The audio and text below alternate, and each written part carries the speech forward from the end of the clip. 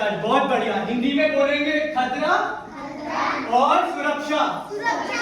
खतरा सुरक्षा। सबको इतना समझ आ गया? मेरा नाम क्या है? अरे बड़े ही समझदार बच्चे हैं यहाँ पे। ठीक है, तो खतरा का मतलब कौन बताएगा? कौन बताएगा? ओ बताओ। मुसीबत। और आपका नाम क्या है? आपका नाम से सबको ही भूत से डर लगता है। ठीक है, आपको? शेर। ओ भाई, वो तो यही घूमता है ना जंगल में, तो ध्यान से। और शेर। ठीक है, अब सुरक्षा का मतलब क्या होता है? बचाओ। बहुत बढ़िया यार, विशाल तो बहुत समझदार है। और आपको पता है सुरक्षा का मतलब? मदद करना। और रक्षा। अरे बढ़िया यार, बढ़िया। इतने ही समझदार बच्चे चाहिए मुझे। तो सुरक्षा करना मतलब किसी की मदद करना या अपना ध्यान रखना। बाइक है पापा मम्मा के पास? कैसे बात करती है? तो बाइक चलाते वक्त हेलमेट पहनते हैं?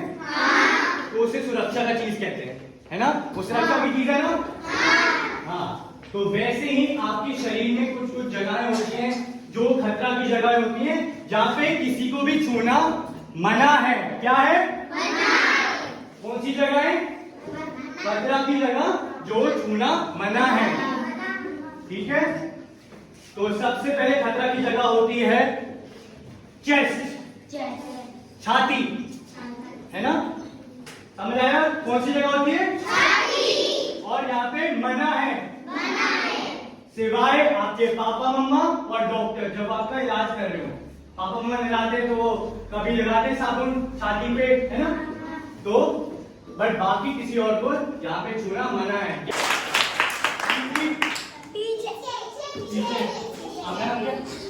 किरण ले सब ताली बजाएं।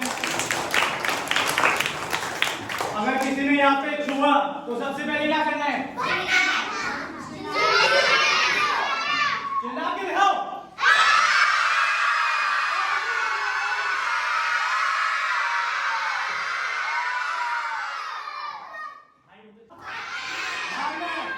तेजी से।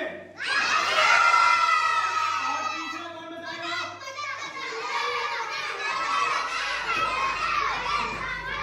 अगर किससे बांधी है? आपके हमारे सुपर हीरो। हाँ जी, सुपर हीरो। हमने एक ही करके पूछा। सबसे पहले क्या करना है? कोई छुए तो क्या करना है?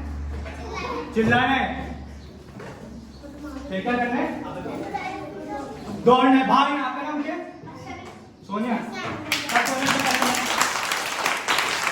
तीसरी चीज आप बताओ। Super hero. हाँ, सुपर हीरो के पापा या मम्मी। चिल्ला दिया आपने, फिर क्या किया? भाग दिया, फिर आप सुपर हीरो की बात करें। ओके, आपका नाम क्या है? विद्यार्थी सब ताली बजाएं। सबको ये बात समझ आ गई? गुड टच, बैड टच, खतरा, सुरक्षा। ठीक है, तीन जगह कौन सी है? छाती, टांगों के बीच, पीछे। और कोई अगर छुए तो चिल्लाना है, भागना है और सुपर हीरो के पास जाना है। सबको बात समझ आ गई? धन्यवाद। अब तनिष्का दीदी आएंगी।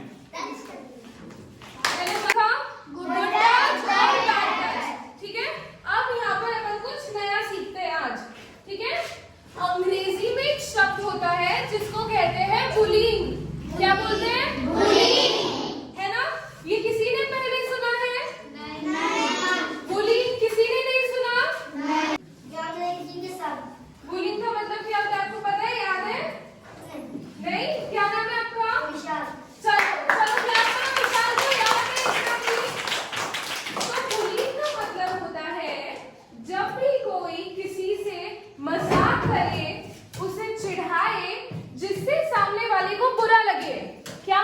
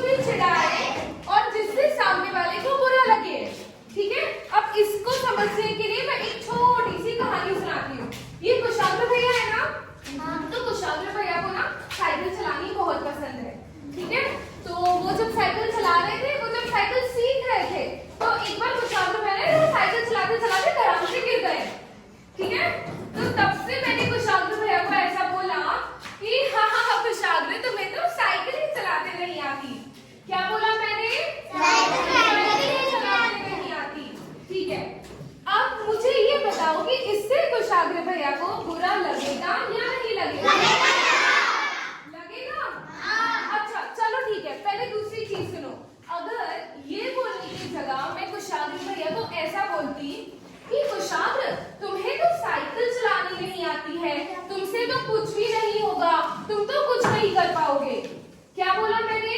तुम्हें तो साइकिल चलानी नहीं आती है, तो कुछ नहीं कर पाते। अब इससे कुशाग्र भैया को बुरा लगेगा या नहीं लगेगा?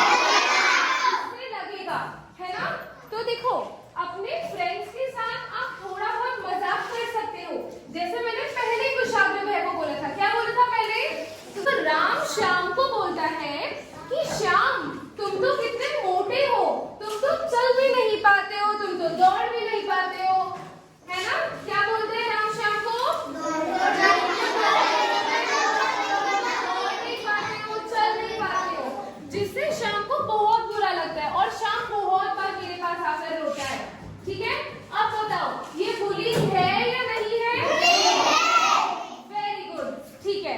अच्छा, अब एक दूसरी कहानी सुनो कि जब मैं नहीं करती, बुलिंग कोई भी कर सकता है। ठीक है, कौन कर सकता है बुलिंग? कोई भी, आपके फ्रेंड्स, आपके बड़े भाई बहन, आपके छोटे भाई बहन, आपके टीचर, आपसे बड़े लोग, दीदी भैया, कोई भी। ठीक है, चलो कौन भी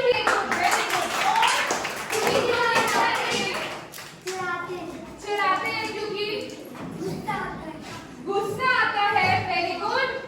और हाँ बोलो।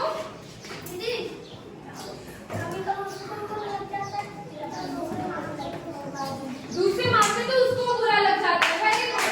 चलो, तो अगर एक चीज मुझे बताओ कि अगर जैसे सचिन है, ठीक है, सचिन है, सचिन को अगर कोई बुली कर रहा है, ठीक है, फॉर एग्जाम्पल उसका कोई फ्रेंड सचिन को रोज बोलता है कि सचिन तुमको पढ़ना नहीं आता, पढ़ना नहीं आता, तो सचिन को बुरा लगेगा या नहीं लगेगा?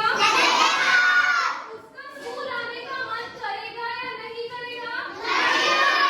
नहीं करेगा, है ना, क्योंकि उससे बुरा लगता है।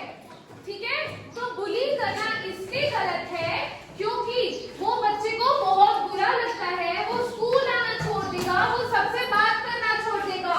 ठीक है, और आज सब बच्चे बहुत छोटे हो, लेकिन ये समझो कि जो हमारा कानून है वो बुली करने वाले इंसान को सजा देता है।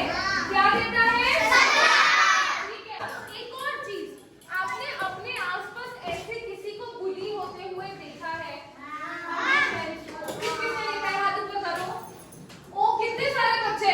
तो देखो, जब भी अगर आपको लग रहा है कि कोई भी आपका फ्रेंड, बच्चों इधर देखो, कोई भी आपका फ्रेंड अगर बहुत सैड दिख रहा है, सैड का मतलब सैड का मतलब क्या होता है? आपका कोई भी फ्रेंड आपको ऐसे सैड दिखे तो उससे जाके बात करना। ठीक है, उससे जाके बात करना।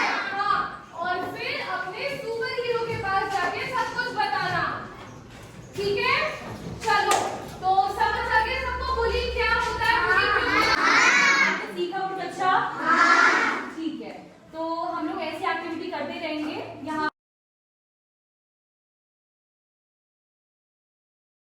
मेरा नाम शीतल है और ये मेरा दोस्त सम्यक है और आज हम आप लोगों को शिक्षा के महत्व और शिक्षा के अधिकारों के बारे में बताने वाले हैं। पर उससे पहले एक बहुत जरूरी बात, आपको ना सब कुछ बहुत ध्यान से सुनना है क्योंकि बीच में हम आपसे कुछ सवाल पूछेंगे और जिनके जवाब आप लोगों को देने हैं। तो तैयार है सब? तैयार है? और जोर से चलो, अब मेरे को ये बताइए, आप सबको बड़े होकर क्या क्या बनना है? कौन बताएगा आपको बड़े होकर क्या बनना है? Police, very good. आपको? Doctor, dancer, very good. तुमको क्या बनना है?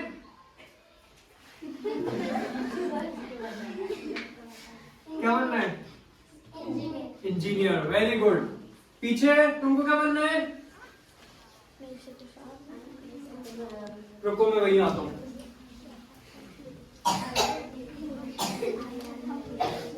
तुमको क्या बनना है? Doctor, very good.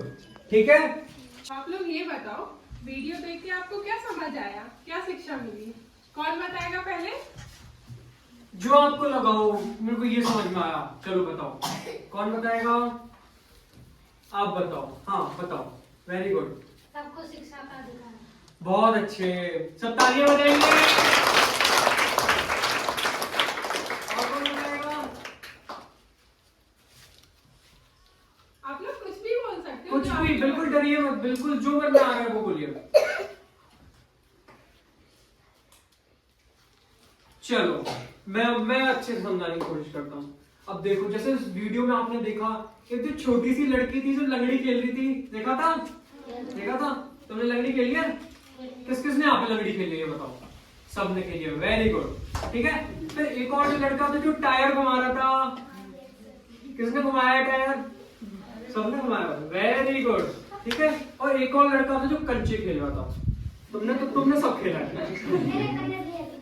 अच्छा, ठीक है। तो पता है होता क्या था ना, ये ना वो लड़की थी, वो दिन भर लंगड़ी खेलती रहती थी। वो लड़का था दिन भर टायर घुमाता रहता था, और एक और लड़का था वो दिन भर कंचे खेलता रहता था। ये ना स्कूल नहीं जाते थे। फिर पता है क्या हुआ, एक दिन वो लड़की थी ना, उसको एक डॉक्टर आंटी मिली। फिर वो एक और लड़का था, उसको पायलट अंकल मिले, और लड़का था उसको लॉयर अंकल मिले। फिर पता है क्या हुआ, पूछो क्या हुआ? उन्होंने उसको स्कूल में डाला, ये बच्चे स्कूल गए। फिर पता है स्कूल जाने के बाद इनकी जिंदगी में मैजिक हो गया। क्या हुआ? मैजिक कैसे? चमत्कार, मैजिक कैसे चमत्कार हो जाता है ना, आवरा कटावरा गिली गिली छू, वैसा हो गया इनकी जिंदगी में। पता है क्या हुआ? स्कूल जाने के बाद वो जो लड़की थी वो डॉक्टर बन गई, वो लड़का था वो पायलट बन गया, और एक और लड़का था वो लॉयर बन गया, एक बहुत बड़ा जज बन गया, एक वो डांसर बन गई। तो इससे पता है हमको ये शिक्षा मिलती है कि स्कूल का जिंदगी में कितना ज्यादा महत्व है, हमारी जिंदगी में शिक्षा का कितना महत्व है। हम अपनी जिंदगी बिल्कुल, ठीक है। अब आपको पता है ये सब हासिल कैसे किया जा सकता है? चलो, वेरी गुड, चलो मैं और अच्छे से समझाती हूँ, है ना। देखो, जब आपके पास सही ज्ञान होगा, आप लोग शिक्षित होंगे, तब आप में आत्मविश्वास आएगा। अब आप में से कुछ लोग सोच रहे होंगे कि आत्मविश्वास क्या होता है। आत्मविश्वास का मतलब होता है अपने आप पर भरोसा, कि मैं कुछ ठान लूं ना तो करके दिखाऊंगा, है ना। चलो, इसके अलावा इंसान में आत्मनिर्भरता आती है। अब आप लोग सोच रहे होंगे कि ये आत्मनिर्भरता क्या होती है ना।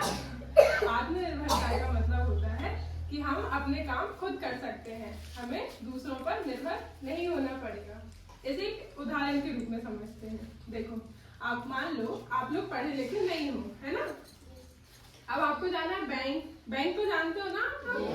हाँ, अब आपको पैसे निकालने जाना है बैंक। अब आपको तो पता ही नहीं है कौन से इंसान के पास जाना है, उसे क्या बोलना है, कौन से डॉक्यूमेंट्स लेके जाने हैं। फिर आप एक ऐसे इंसान से पूछोगे जाने के लिए जो बैंक आता जाता रहता है कि हमारे साथ चलो और हमारी मदद कर दो, है ना। तो ये दूसरों पर हुई ना निर्भरता। तो जब आप शिक्षित होगे तो आप आत्मनिर्भर बनोगे। चलो बताओ कौन है ये? Very good. अपन इनकी जिंदगी के बारे में जानते हैं। पता है ये ना भारत के राष्ट्रपति थे, ठीक है, और इनको ना मिसाइल मैन ऑफ इंडिया के नाम से भी जाना जाता है, ठीक है। अब अपन इनकी जिंदगी के बारे में जानते हैं। पता है अब इनके घर में ना पता है बहुत ज्यादा गरीबी थी, बिल्कुल पढ़ाई के पैसे नहीं थे, मतलब बहुत ज्यादा इतनी गरीबी थी कि आप पूछ भी नहीं सकते। फिर पता है इनके पापा एक नाव चलाते थे छोटी सी, ठीक है, और लेकिन पता है इनको पढ़ाई का बहुत ज्यादा शौक था, इतना शौक था कि पूछो ही मत, बहुत ज्यादा शौक था। लेकिन पता है इतनी गरीबी थी तो ये घर का गुजारा निकालने के लिए ना, जब 8 साल के, यहाँ पे भी है 8 साल का कौन है यहाँ पे, ये बताओ? 8 साल, जब तुम्हारी उम्र के थे ना तभी न्यूज़पेपर बेचते थे। न्यूज़पेपर जानते हो? हाँ, तो जब बताओ इतने छोटे से थे तब से ये न्यूज़पेपर बेचते थे, ठीक है। फिर इन्होंने तो की जिंदगी में बहुत ज्यादा परेशानियां देखी। फिर इन्होंने ठान लिया कि मैं जिंदगी में बहुत कुछ करूंगा। फिर इन्होंने जिंदगी में इतनी ज्यादा पढ़ाई की, और फिर भारत के बहुत मशहूर वैज्ञानिक बने, और फिर बाद में राष्ट्रपति भी बने। सबको समझ में आया? तो कौन कौन एपीजे अब्दुल कलाम जैसा बनेगा? कमजोरी की वजह से या सामाजिक कमजोरी की वजह से नहीं पढ़ पाते हैं, तो उसके लिए हमारे भारत सरकार ने हमारे संविधान में ऐसा प्रावधान लाया जिससे 6 से 14 साल के बच्चों को बिल्कुल मुफ्त शिक्षा मिलेगी। सबको समझ में आया? कितने साल से कितने साल तक? 6 से 14। हाँ, तो 6 से 14 साल के बच्चों को मुफ्त शिक्षा मिलेगी। फिर क्या हुआ, फिर 2009 में उन्होंने ऐसा एक और प्रावधान लाया जिसने इसको और प्रशंसनीय बनाया और शिक्षा का और महत्व बढ़ाया, ठीक है। उसका क्या नाम था? उसका नाम था राइट टू एजुकेशन एक्ट। सब मेरे साथ बोलेंगे, क्या नाम था उसका? Right to education act. Very good. अब इसको डिटेल में शीतल दीदी बताएंगी इसमें क्या। अब हम जानते हैं कि इस कानून के लागू होने से बच्चों को कौन कौन से अधिकार मिले हैं। ठीक है, चलो तो पहला अधिकार ये है कि 6 से 14 साल के बच्चों को अपने आसपास के स्कूल में जाके मुफ्त में शिक्षा पाने का अधिकार मिल गया है। क्या? हाँ, कानूनी अधिकार। ये बच्चे अपने आसपास के स्कूल में जा सकते हैं और मुफ्त में शिक्षा प्राप्त कर सकते हैं। दूसरा क्या है? ये कि आपको स्कूल की फीस तो देनी नहीं है। इसके अलावा आपकी यूनिफॉर्म, आपकी बुक्स, और अगर आपका घर दूर है तो आने जाने का खर्चा और मिड डे मील जैसी सुविधाएं भी आपको फ्री में दी जाएंगी, बिल्कुल निःशुल्क। हम फिर अब ये बताओ मेरे को, यहाँ पे पिटाई किस किस की लगी बचपन में? मतलब तुम तो खैर छोटे हो, सबकी लगी है। Very good. मेरी भी पता है बहुत ज्यादा पिटाई लगी है, बहुत। मैं भी बहुत ज्यादा शरारती था। तो इस एक्ट के अंतर्गत पता है क्या आता है कि कोई भी शिक्षक आपको शारीरिक व मानसिक रूप से दंड नहीं दे सकता। अब इसको समझो आप अच्छे से। इसमें यह है, जैसे पता है आपने सुना होगा कि एक टीचर ने एक बच्चे को 10 घंटे के लिए कमरे में बंद कर दिया। सुना है? ऐसी खबरें आ जाती हैं। फिर एक टीचर ने एक बच्चे को इतना मारा कि उसके इतना खून निकल गया। सुना है ऐसा? तो इस एक्ट के अंतर्गत ये आता है कि कोई भी टीचर आपको इतनी शारीरिक और मानसिक दंड नहीं दे सकता है, इतना ज्यादा। ठीक है, बाकी छोटी मोटी पिटाइयां तो लगती रहती हैं, शरारत में डांट तो पड़ी जाती है छोटी मोटी। किस किस को पड़ती रहती है डांट? सर यहाँ पे सबसे ज्यादा उद्यमी कौन है बच्चा?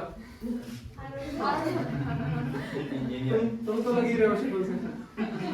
तो छोटी मोटी तो पड़ती रहती है, बाकी आपके साथ कोई भी बहुत ज्यादा ऐसे आपकी शारीरिक और मानसिक दंड नहीं दे सकता है। ठीक है, पहला आपको समझ में आया। अब दूसरे पे आते हैं। दूसरे में ये है कि जैसे कि बताया कि ये आर्थिक और सामाजिक कमजोर बच्चों के लिए है। तो कई बच्चे ऐसे रह जाते हैं जो पढ़ाई नहीं कर पाते हैं, और ये क्योंकि निःशुल्क पढ़ाई है। ठीक है, तो ऐसा नहीं हो सकता कि कोई बच्चा स्कूल में एडमिशन लेना और ये अपनी शिक्षा बिल्कुल जारी रखे। ठीक है, अब आपको अपनी शिक्षा तो जारी रखनी ही है, पर इसके अलावा एक काम और करना है। वो ये है कि आपने अपने आसपास बच्चे देखे होंगे, आपके खुद के भाई बहन होंगे, आपके पड़ोसी के बच्चे, आपके रिश्तेदारों के बच्चे, या यहाँ आसपास देखते रहते होंगे जो स्कूल नहीं जाते। देखे हैं या नहीं? है ना? तो आपको उनके पास जाना है और उन्हें शिक्षा के महत्व के बारे में समझाना है कि पढ़ाई करना क्यों जरूरी है ना? उसके क्या लाभ होते हैं, आगे चल के उन्हें क्या लाभ मिलेंगे पढ़ाई करने से, और उन्हें स्कूल आने के लिए प्रेरित करना है। तो आप लोग करोगे या नहीं? हाँ। तो हम आशा करते हैं कि ऐसा एक दिन जरूर आएगा जब आप जैसे छोटे छोटे बच्चे अपना छोटू मोटू सा बैग लेके स्कूल जाएंगे और जिंदगी में इतनी पढ़ाई करेंगे और अपने स्तर पर बहुत ज्यादा मेहनत करके अपने देश का भी नाम रोशन करेंगे और अपने मम्मी पापा का भी नाम रोशन करेंगे। तो इसलिए सबको समझ में आया सब कुछ?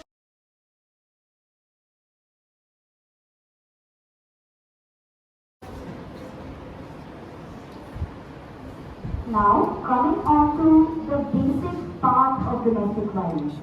It basically is a kind of abuse within a family or in a household. Alright? That is what the term domestic signifies, right? Everybody understands the meaning of domestic, right? So, by domestic violence, we mean any kind of abuse that occurs within a family or in a household. Now, in a broad sense, like some of you said, it can involve violence against children, elderly, and even the parents. Somebody from there said parents, right? You were correct. In a very broad sense, it can include violence against children, parents, and the elderly. Now, abuse, it can be physical, sexual, emotional, psychological, or even financial.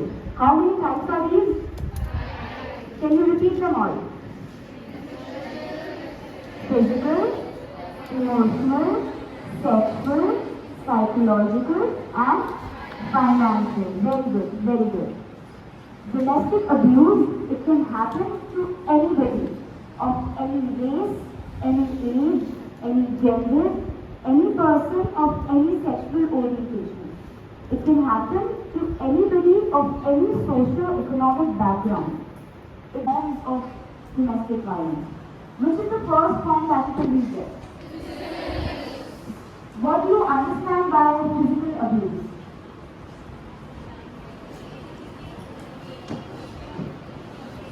Beating, fighting, yes.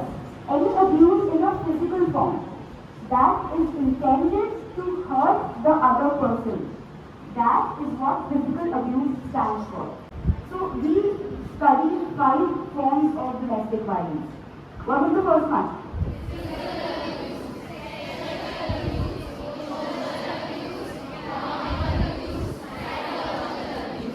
Perfect. Now we are going to talk about some misconceptions that revolve around domestic violence. We're going to try and debunk them. Okay? Can anybody of you think of any misconceptions that may or may not revolve around domestic violence? Can you think of anything?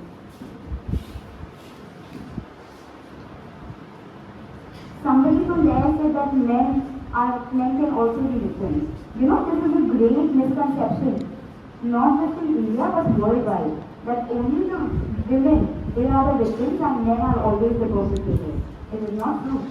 Can anybody think of any such misconceptions? Anybody? Yes? Perfect. Bang on. Good. The first one that we have here is domestic violence is only physical abuse. Is it true? We just studied. No, right? There are n number of forms of domestic violence. Physical abuse is a major one, but not the only one. Alright? What is the next one that we have there?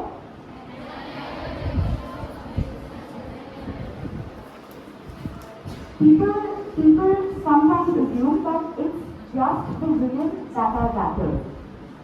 However, it is true that the number of cases that are lodged by the women, they are more in number, and the number of cases that are lodged by men, they are fewer in number, but it doesn't give anybody the right to say that men are never abused.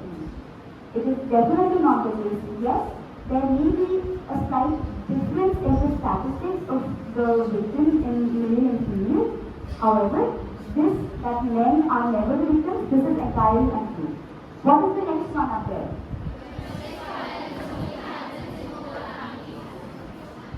How many of you have watched Dil Dhadakne Do?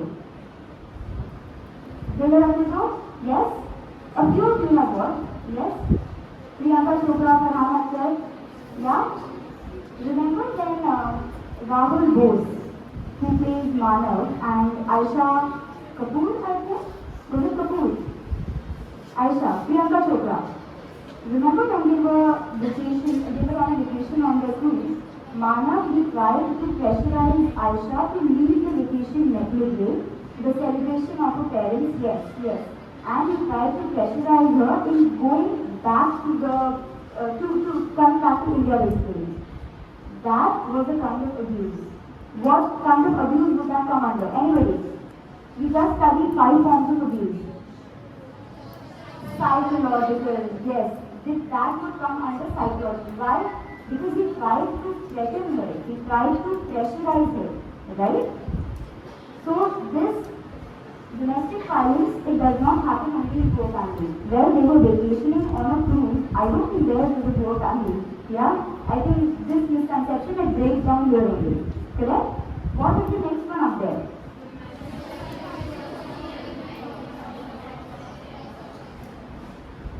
It is just the opposite. You know, the abuser, he or she, they make a conscious choice to abuse. It is never just a temporary loss of temper. If it has happened once, there is a high possibility that it will happen again. So many of the people who take discipline, they will just, if it happened, it won't happen again. Sorry, please go take your life, tell your life somewhere else. This is a huge misconception, and this is what leads the victims to stay in abusive relationships for long. Because they think that, oh, okay, if this happened once, it won't happen again. Well, below, please, the fact, the reality, the statistics are right in front of them. What is the next one up there? Do you think it's true? How many of you say yes? How many of you say no? Why do you say yes?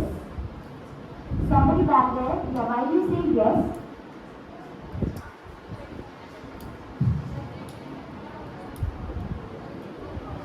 Okay, I understand your point. And those who say no, why do you think that it is not the misconception that you say it is?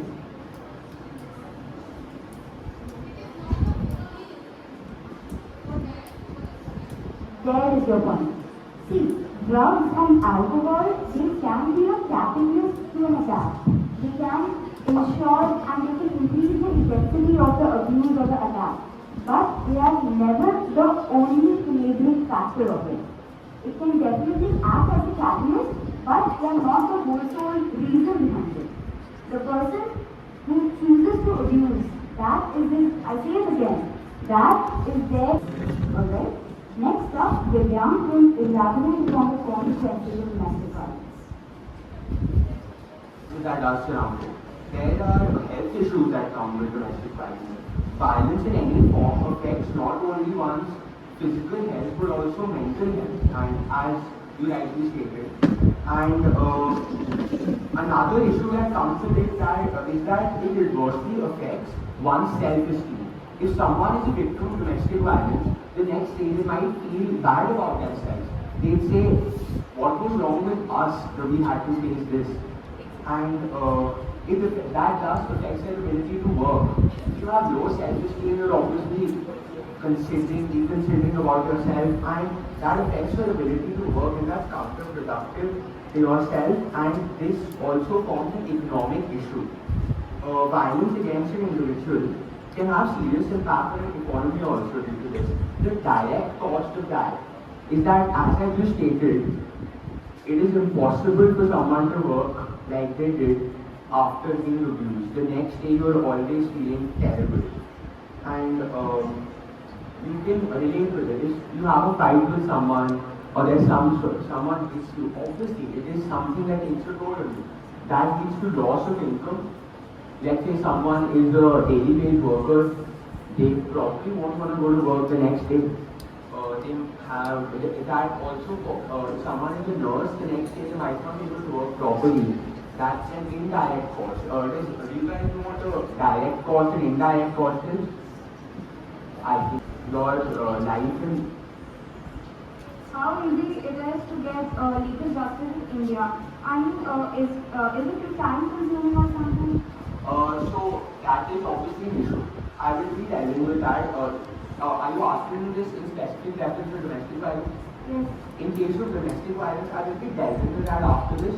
You can file an FIR right after that, and obviously a charge sheet will be filed. The perpetrator can be arrested. But obviously, again, that's an issue in India. If you go to the court, that will take a few years.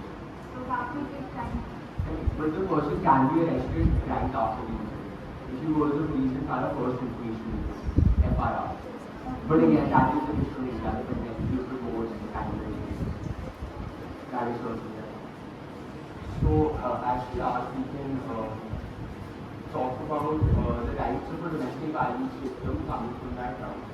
So, only a person who is in a domestic relationship is covered under this. So, the steps that can be taken after domestic violence are, one can approach the police for help or a protection officer. A complaint can be filed, and the victim needs to narrate the events. They need to talk about what happened, how it happened, so that the police can establish a link and then in turn arrest the perpetrator. And the police, again, are duty bound to register an FIR. In case of courts, like in case domestic violence takes place in Bhopal, you cannot go to Delhi and file a case. You have to file it in Madhya Pradesh itself. But in case of while filing an FIR, you can file it in any police station across India. There is no territory. I wanted to ask that what is the section 498A of the IPC? What does it state exactly about domestic violence? What does that law say? The law question first. If you're going back to their household and let's say someone abuses them over there, they can file a case because they're sharing a domestic household. They're under the same is essentially a shared living household. So that is essentially, so yes, they can file a complaint even if they go back home and they're living under the same roof. Pertaining back to your question, Section 498 is that anyone who causes any sort of injury or sense of harm towards life or limb of anyone, and it also talks about matrimonial cruelty. It essentially talks about Section 498 of the Indian Penal Code is very limited. It was unlike the Domestic Violence Act. It only talks about matrimonial cruelty, only a husband and a wife. And that, it was pretty limited to that. And the Act covered living relationships and any other shared household. But yeah, that is what Section 498 is. Essentially, it was matrimonial cruelty. So thank you. A big thank you to everyone. So I see.